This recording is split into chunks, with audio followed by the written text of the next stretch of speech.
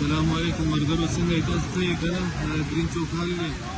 اوی نه امبولانس هم راغله دا ګاډی پکې فل ډوب دی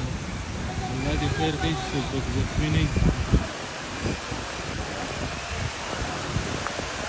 دا گرین چوک حال دی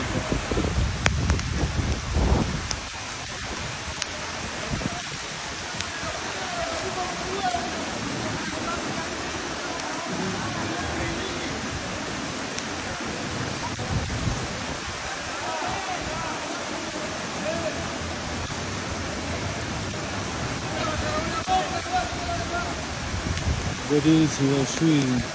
امبولانس راغلی خپل کوشش کوي چې دا ګاډی کې څوک هم راوکاږي خو پته نه لګي ګاډي کې بیا څوک یا به نه الله ترې د خیر ورکړي